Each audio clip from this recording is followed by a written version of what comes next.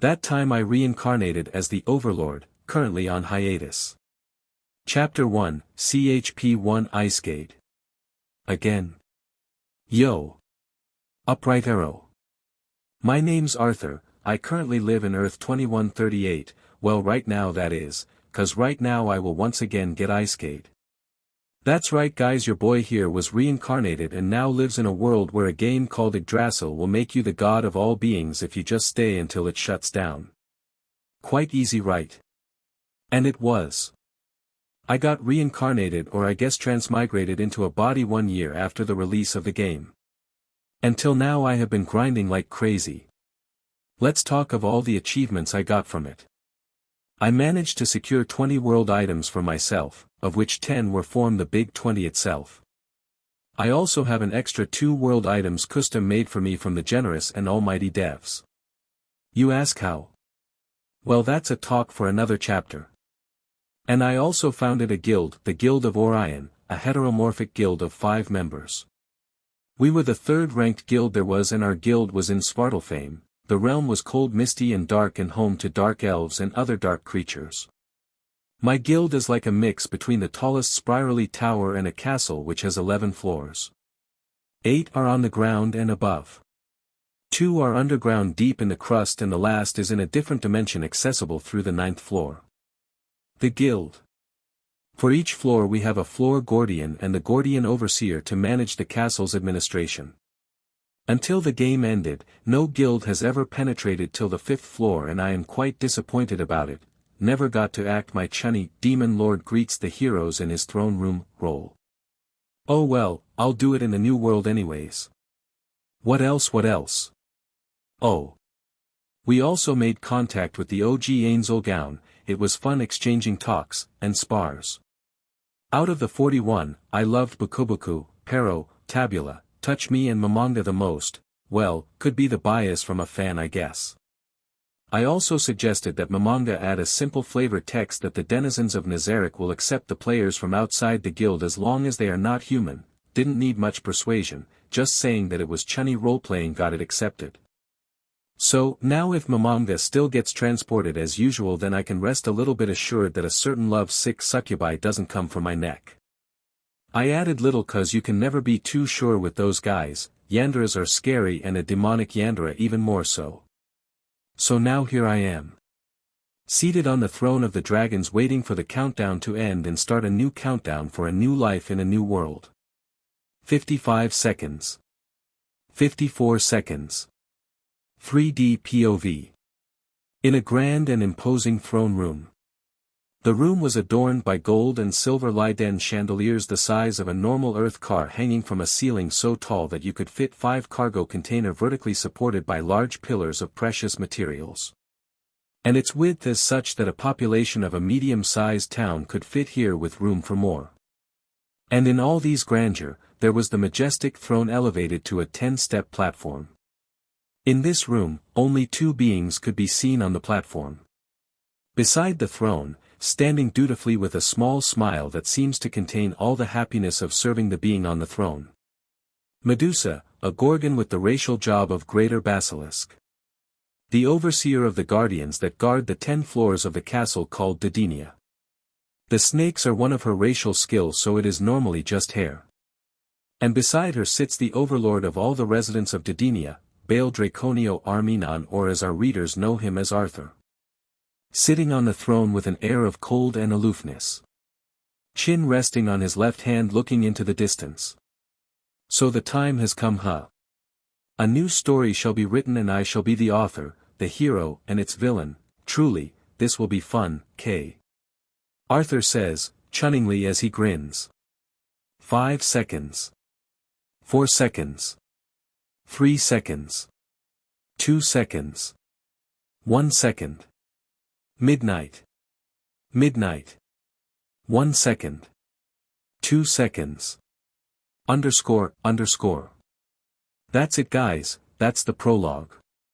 Our dear MC will get launched to Tensura in a continent just for him, sponsored by the great author. Anyways, the personality of our MC will mostly be prideful, cunning and destructive. A side note, chapters will rapidly increase in word counts. The initial 45 will be lot less. But after that, the average word counts will be 2,000 to 3,000 plus. Alright then, see you in the next chap. Chapter 2, CHP2 Throne Room. Here's the throne room. It is a bit too reflective for my taste, but it's the best I could find that fit my desk. Also, the overall color theme will be like Nazarik's with more gold and red accented colors. Midnight. 1 second. 2 seconds. As the countdown restarted, I looked at my right hand and flexed my hand. They moved as though I lived in this body for centuries.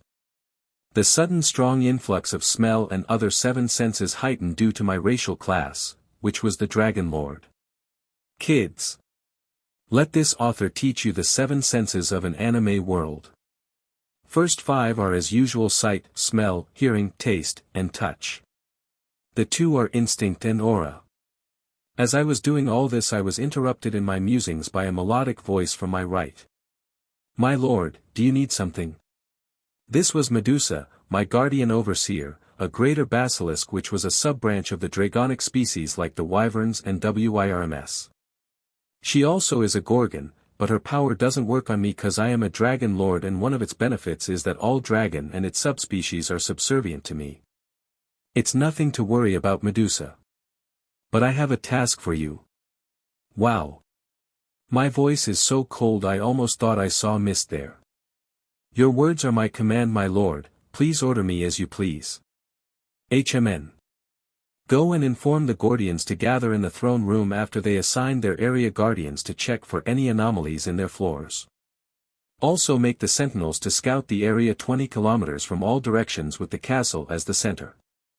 Understood, my lord. Your commands shall be relayed right away.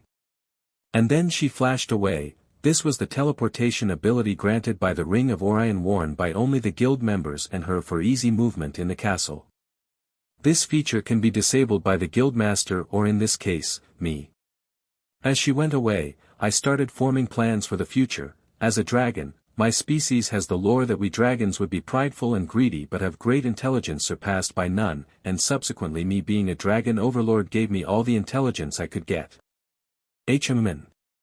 Let's see what I have to play around with. I currently have no info about this world, like where I am or in which timeline I am in, so that's that. If all goes as expected, then maybe Conqueror's Path is the way for me. Never the savior kind anyway, but I will be benevolent. I shall let my actions decide what I am, shall we? Anyway, let's first try some magic. Create item, mirror of remote viewing. As I said that, a long oval-shaped mirror got created on my left. Just like in the anime, and the reason I can create it is because of the ring I have. It grants me the power to create anything under divine grade, so it's a bit up.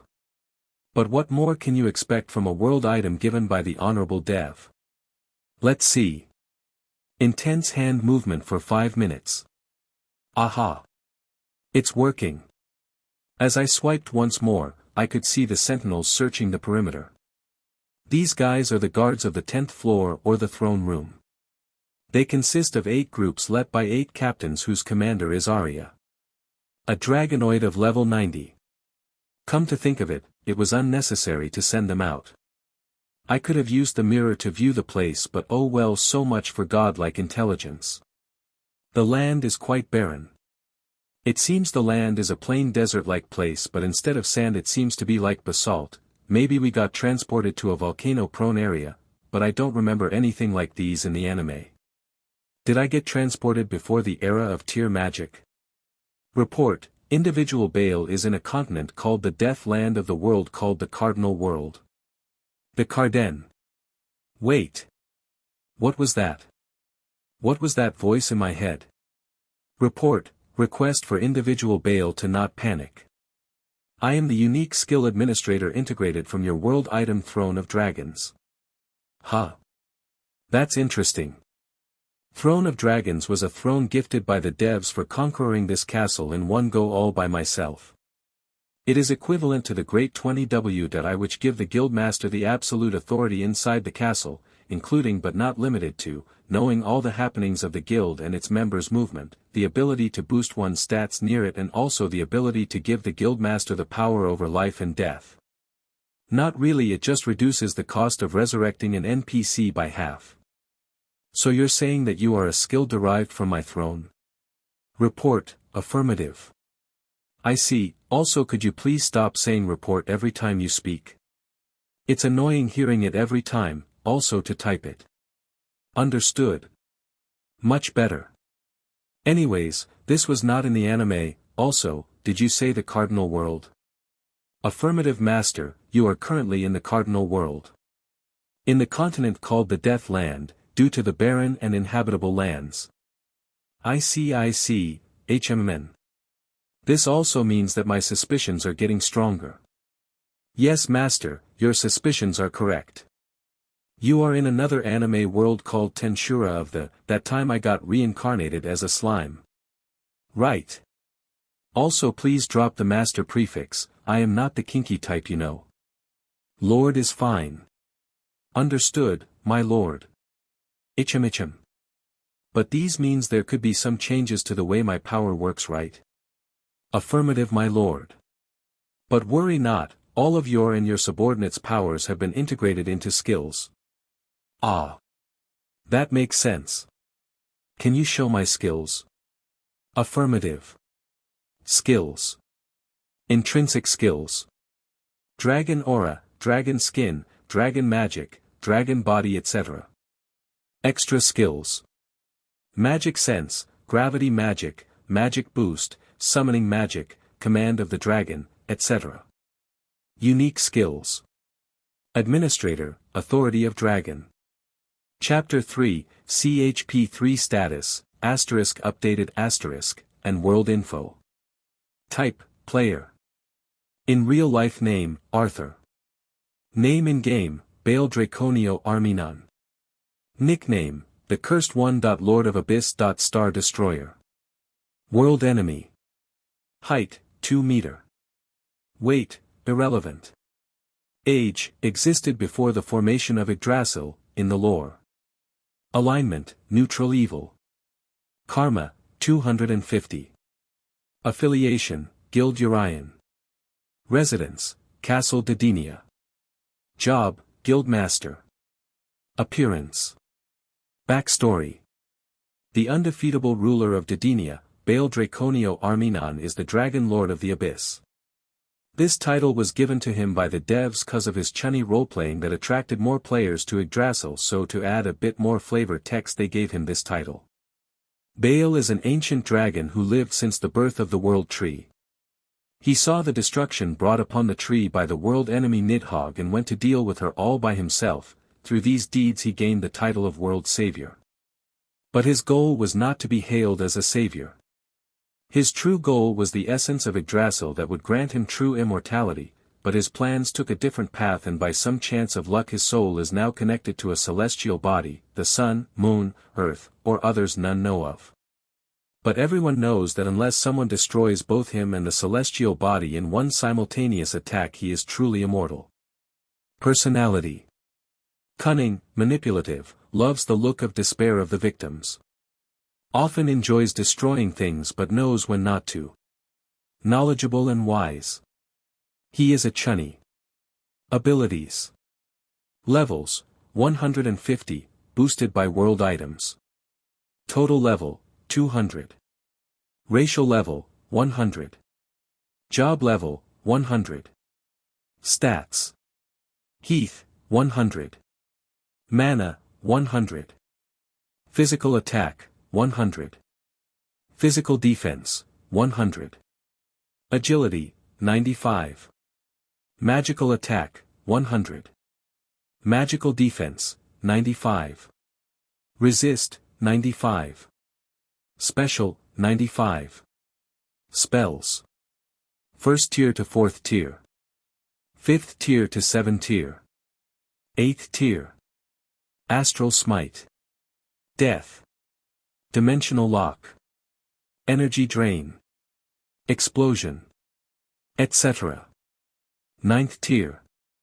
Meteor Swarm. Mass Heal. Prismatic Sphere. Wish. Invulnerability. True Death. True Resurrection. Grasp Heart. Greater rejection. Gate. Nuclear blast. Etc. 10th tier. Armageddon evil/good. Body of effulgent barrel. Create fortress. Implosion. Mercy of Sharia robusta. Mirror world. Meteorite fall. Reality slash. Entropy burst. Time stop. Etc. Super tier. Star destroyer. Black hole. Fallen down. Cursed. Armageddon judgment.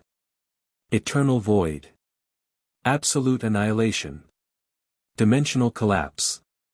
Soul severance. Etc. Special skill. Celestial harmony allows Baal to seamlessly merge and cast multiple spells at the same time. Using this skill allows Baal to bypass the casting restrictions, this allowing for instant casting. It also reduces the time limit for any spells that would normally require an hour to a few minutes. Can be used with Harmonic Convergence skill. Harmonic Convergence amplifies the spells or any skill that requires mana. The output of that spell or skill will be several times more than normal intended use. This skill also enables the user to use 45% less mana than required. Though it acts as a type of maximize magic or boost magic, its effects is superior. Etc. Passive skills. Aura of Malevolence, Despair Aura, Demonic Hockey, etc. Weapons and items. Star Sword, World Item. Ring of the Sovereign, WI. Gauntlet of Sovereign, Divine Grade. Armor of Sovereign, D.G. Etc. World Info. Not much has changed except for a few things. Dudinia will be on a new continent which the local people call the Deathland. The barren lands on the left is separate from the mainland where the castle will be. No human has ever stepped on this continent since the fight between the destroyer Malim Nava and Lord of Darkness Sky Crimson. Which was 50,000 years ago. And our MC has been transferred to the past of Tensura 500 years before the main plot started. Right now the demon lords number in 20.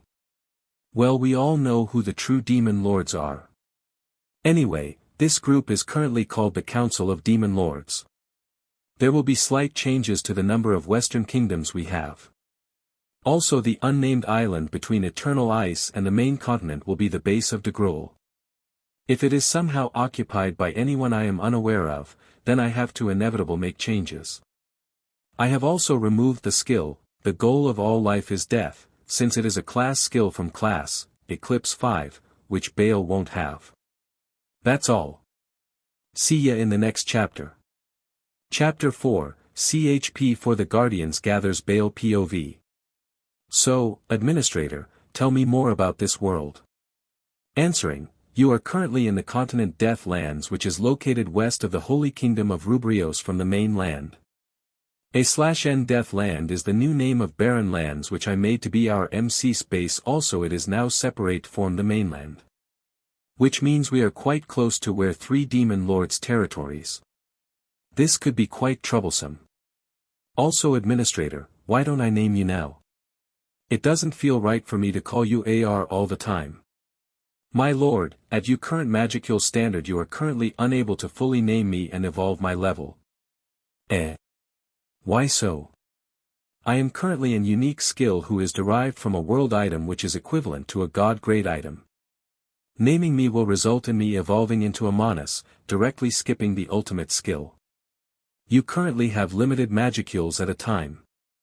That is, the magicule regeneration is slower than the magicule consumption required for the naming process, so it is advised you hold it off till your harvest festival.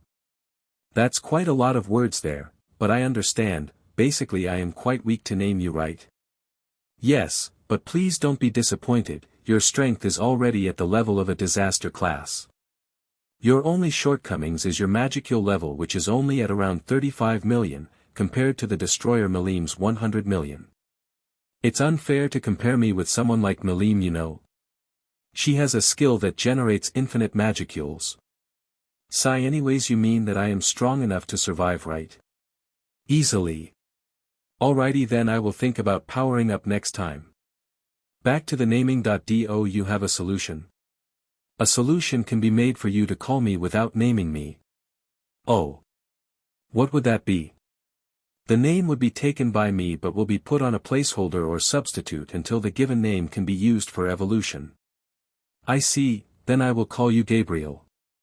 Report, name accepted and put on hold until individual Baal is a true demon lord rank to be used. What did I say about using such addresses? My lord, it was the voice of the world. Oh. Interesting, alright, enough of this then, my guardians are finally coming. Third POV. Although it felt like hours passed but in reality only a few seconds passed due to me possessing thought acceleration, thought Baal in his mind.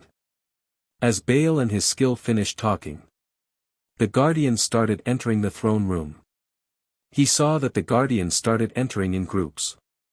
The gate to the throne room opened to let two figures inside. One was a male and the other a female.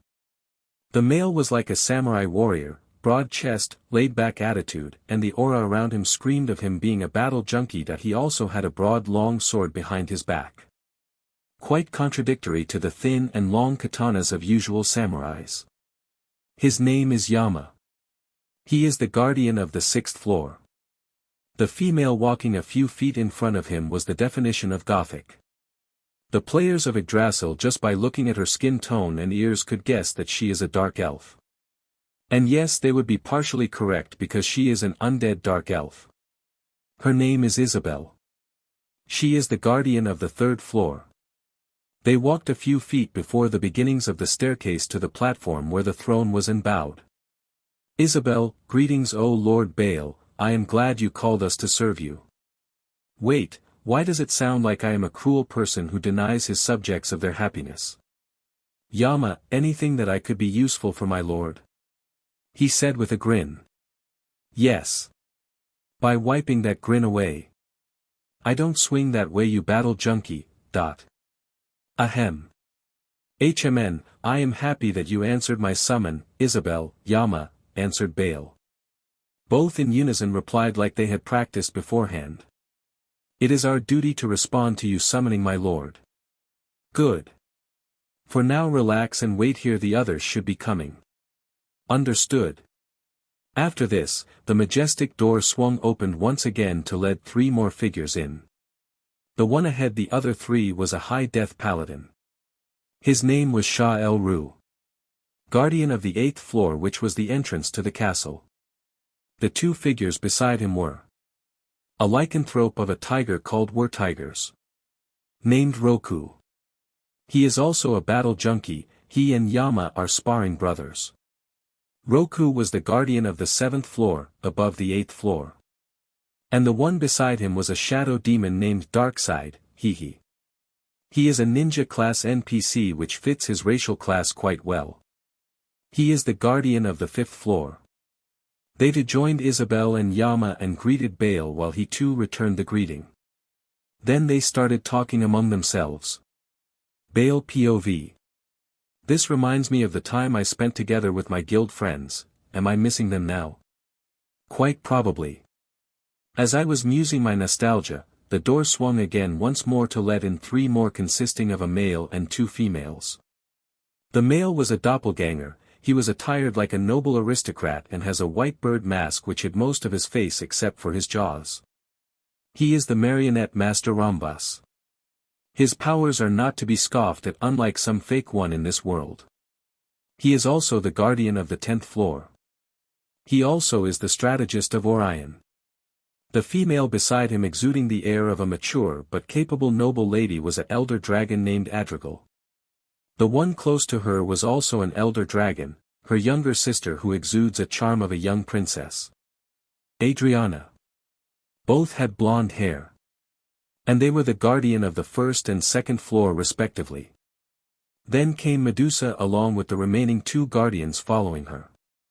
Sorry for the delay, Lord Baal. It's fine Medusa. Medusa was followed by 2 beautiful ladies. Now that I see it, the females outnumbered the males by 1 including Medusa. The short and cheery looking one is Gaia. By common sense people think Gaia is a big and mature woman who is calm and collected, so I made the opposite of her. This version of Gaia is a high wood elf. She is playful and cheery. She can be quite naive but is actually very intelligent. The other one is a vampire lord, or in this case lady. She is the guardian of the 9th floor named Elizabeth. Welcome everyone and thank you for coming at a moment's notice. Medusa as the overseer replied for everyone. It is our duty, my lord, to respond to you commands. HMN, yes Medusa. Now then, for what I had called you for. Hashtag hashtag hashtag hashtag hashtag hashtag hashtag hashtag hashtag hashtag hashtag. Welp, that's the chapter. I am just learning the art of leaving in a cliffhanger, so you might see me improve there. Anyways, I reviewed the previous chapters and made some minor corrections but found an issue in how the floor is placed. So let me explain. The castle is a tower-like dungeon from top to bottom being 1 to 10 with 11th floor being a sealed dimension. But I said that 8th floor is where you access the castle, and it's true, but there is a teleportation array in the entrance that connects to the 8th floor in the top, so you enter the 8th floor entrance but start at the 1st floor and come down till the 10th floor. So I guess this plot hole is fixed. Also about disabling the teleportation and bypassing the 8th floor is impossible cause it is coded as such and will be transferred to the world. So until our MC Bale disables it, anyone entering will be teleported to the 1st floor by default, and he can change that. Alright, enough info dumping for me. Bye bye, see ya at the next chapter. Chapter 5, CHP 5 Oath of the Guardians. Inside the grand and opulent throne room there were beings gathered together who single-handedly could level a country. And the one sitting on the throne with a solemn face was the ruler of them all, the supreme being. So, you mean to say you didn't find any sign of living beings there? I asked Arya. Even though I know the situation, it doesn't hurt to make them know that they are being useful. From the original work, I know how zealous NPCs could be in their tasks. Arya replied with a bow. Yes, Lord Bale, it as you have said. We found not a single intelligent life form. In fact, the vegetation we could see was dried trees and bushes. I see. HMN. Should I tell them I know the world we are in? I should solve the issue of unnecessary time wastage. Thank you for your hard work, Arya. This was my duty, my lord, Arya replied. Nonetheless, you have done your work, so well done. Now, for what I have called you people here for, Arya, you two stay and hear what I have to say as the guard commanders. Yes, my lord. Now then, you must be wondering why I called you here. The ist and foremost thing is, that we are no longer in Yggdrasil. Collective gasps and hemmings. Now, the second thing is about this new world we are in. Hearing this, the guardians became alert and attentive, trying to memorize all the letters spoken by the Supreme Being. The world we live in is not the same as Yggdrasil, but there are beings on the level of players, but they could be counted on 2 hands. This alarmed the guardians. Next is the world situation, though I don't know in which timeline of this world we are in. This world has a council of the most powerful beings in this world called the Council of Demon Lords. They consist of 20 members, but only 5 of them could pose a threat to us. Hearing this, Medusa, Rhombus and Adriga, the top strategist and intelligent NPC, started forming contingency plans. Next is our place. We are located in the Barren Lands. And thus I told most of the info Gabriel told me, omitting a few contexts here and there. After I finished speaking, the first to speak was Rhombus. As expected of Lord Bale, he gathered so much information even though not even hours have passed in our situation. Truly your wisdom is unparalleled. Hey, well, all this was given by Gabriel-san, so she should be praised, but oh well, you don't mind, right? Gabriel? No, my lord, I am happy if you are happy. Such a loving system you are, unlike the one of a certain slime. HMHM. Did you just? It was your imagination, lord. Ah, the infamous escape out of a situation line. I see you do have some similarities to her. Anyways, though, why does Rhombus remind me of Demiurge? Are all male intelligent noble-looking NPCs like this? Eyes Rhombus, thank you. I was merely stating your intelligence, my lord. Adrigal, so what should we do now, my lord? We secure this continent. As I mentioned, we are surrounded by 3 demon lords' territories and 2 of them are quite troublesome to deal with. Understood. As Adrigal bowed and responded, Medusa walked forward and spoke. Now, everyone, let us swear our oath, the Supreme One. All the guardians, in a perfect horizontal line, knelt with Medusa at the right and a step ahead the others as her post as the overseer knelt. We swear to live and die to serve our Lord and Ruler, the Supreme Being, Lord Baal. No matter what task you ask for us, my lord, we shall accomplish it to the perfection you expect from us. We will even grind our bones together if it means your satisfaction of our task. This we swear. Unison, we swear. Due to the sudden action of the guardians, this caused me to get startled for a moment. But it was enough time for me to unconsciously release my dragon haki and aura of the monarch everywhere. 3 RDPOV. Baal stood up and raised his both hands as they spread open. Fabulous, my guardians, I am happy with your determination and I know you will do well to work on my orders. Raise your heads. Every guardian could be seen raising their heads with a smile plastered on their face although still kneeling. Now, the first task for you to do. Every guardian became serious and attentive to what Baal was going to say next as if their life depended on it, and indeed it did. Medusa, Rhombus and Adrigal, I want you 3 to form a proper and efficient communication and information sharing system all over the floors. Yes. X3.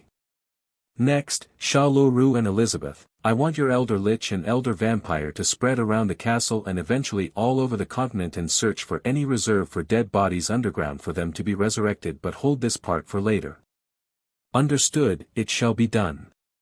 Baal, although I am confident in my guardians and my power, we still need manpower for the future work I will take on, so it's best to start now. This could also be a first line of defense for the castle. Also remember to leave forces in your floor to search for any anomalies. This goes for all of you. Yes, X unison. I want the remaining guardians to help Medusa, Adrigal, Rhombus, Sha'el-Ru and Elizabeth in their tasks. That is all. Now go and fulfill your tasks. Yes. X unison. With that, Baal disappeared from the throne room. Chapter 6, CHP 6 Lord of Darkness's reaction. 3rd POV. As Baal left, there was a complete silence in the throne room until after Medusa stood up and following her lead all other guardians gathered together to discuss the event they witnessed. Wow!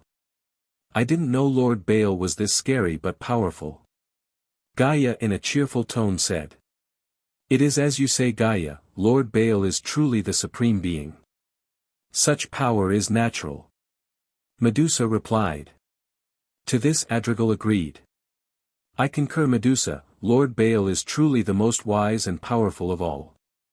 To this discussion all guardians seem to agree naturally. Rhombus, Lord Baal's foresight knows no bounds, he knew what to do the moment we were transported to this world. Yama, for sure Rhombus, Lord Baal is the strongest. I hope I could have a spar with him, though I guess it would be one-sided, huh? Medusa, now then everyone, let us go and complete the tasks given to us by Lord Baal. 3rd POV. North of the world of Tensura, there was a continent completely covered in ice. In this continent you could see a castle made mostly of ice which exuded huge amounts of magicules. Each square cube could emit magicules equivalent to 10 times the alpha radiation of a nuclear reactor. Inside the castle was a throne room and there was an ice throne in the back of this hall. On the throne sat a figure. He had wild long red hair and wore a small top which exposed his chest. He was sitting with his chin supported by his hand. This being was the demon, Primordial Rouge of the Red lineage, or as he is known now, Lord of Darkness Guy Crimson.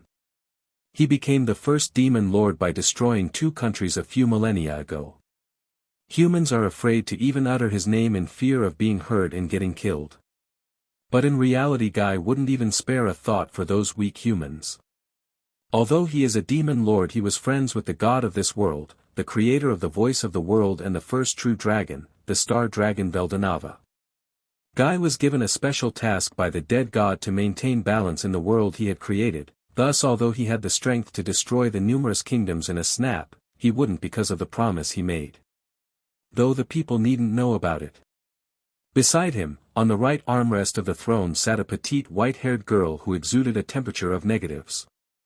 This was the ice dragon, one of the 4 true dragons, Velzard. Guy's partner and friend. A few steps ahead on both sides of the throne stood 2 maids, but not to be mistaken by their dress, they are one of the most powerful beings of the same race as Guy. They were the primordials of blue, rain and green, misery. They served Guy who named them. Guy and Velzard are now talking about the symphony of 12 powerful auras they felt and won them the strongest of them all. So Velzard, what do you think about those auras, especially the strongest one? By the aura of that being he is clearly someone who is also a true dragon but also not, I would have known if a new true dragon was formed. HMN, so want to check it out then? No. I don't care about it enough to go there, but do tell me if you find something interesting. Your loss, but it seems this era is going to be more fun than the last. As they were talking, various overpowers were discussing the course of actions to be taken according to the auras they felt. ####. In a dark chamber there was a table with 11 figures sitting on it, the figure sitting at the head began speaking. What should be our actions? From the auras they are quite powerful. I don't think we have any incentive to act, let's see what happens. One of the figures started in a gravelly tone. Most of the figures agreed to the statement. Very well, we'll do as stated. This gathering consisted of beings who were powerful mages and some of them had demon lord seeds too. Yes, they were the demon lords of the Demon Lords Council, well the most weakest of them at least. Since they were weak against the 9 truly powerful demon lords, they decided to form a secret alliance with Demon Lord Kazram as the de facto leader. They think that they were secretive and Guy didn't know about their existence, but he knew and was just too lazy to fix it.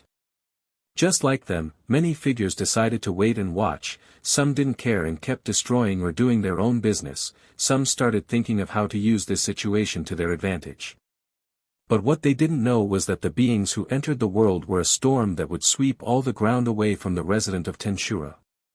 Their arrival marked the beginning of a new era. Hey Guy. Yeah Malim. Did you sense the aura? Yeah I did, why, wanna check it out? Yes. But wait. How did you know? Hey, I have my ways. Mao. You're no fun. Ha ha ha. Is that so? Anyways, I must tell you, don't go there yet, for now I will be meeting them and knowing what's up with them. Ah. No. I wanna meet them. I can't agree with that. How about this, I'll let Misery cook some dishes for you. Really? Ha ha ha, really? Okay. Deal. Don't forget your promise. Sometimes I wonder if you are just pretending or is it really your personality. Now then, let's see who you are, outsider. Guy said to himself. Carrot oh carrot, carrot oh carrot, degree, __. That's it, the end of another chapter haunts us. See ya on the next chapter. Chapter 7, CHP 7 Progress. Bale POV. It has been a day since Didinia has been transported to the Cardinal World. According to my guardians, their floors are completely normal and everything is working as they should. If we put the fact that the castle is now a lot more livelier than when it was in the game. Now that everything inside the castle has stabilized, Shael Rue and Elizabeth has started ordering their servants to resurrect the dead to undead. I have told them to focus on higher levels from 30 to 50. For these they are using Raise Undead, Skeleton Knight. R.U. Death Knight, R.U. Vampire Count. Spells and their maximize magic triple chain summoning variation for efficiency.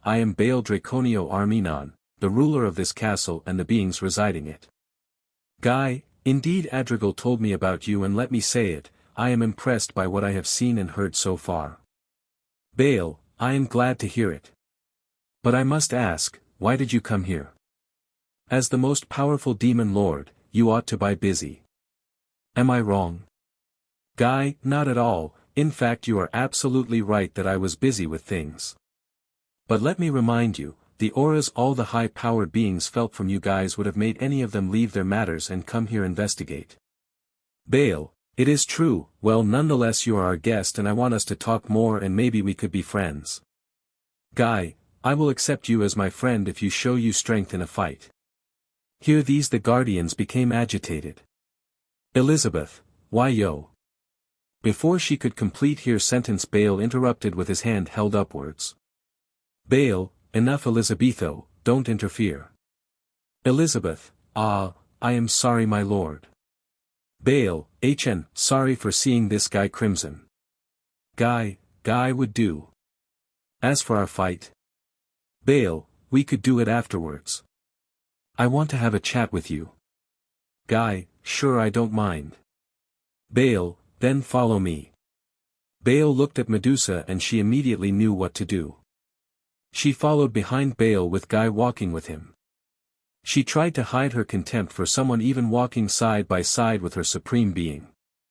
But it was the order of Baal himself, thus she had to restrain her rage and did not speak up in the throne room. Poor Eli couldn't hold it anymore it seems. Baal led Guy to a room that looked like an office. On one side was 2 bookshelves placed one after another.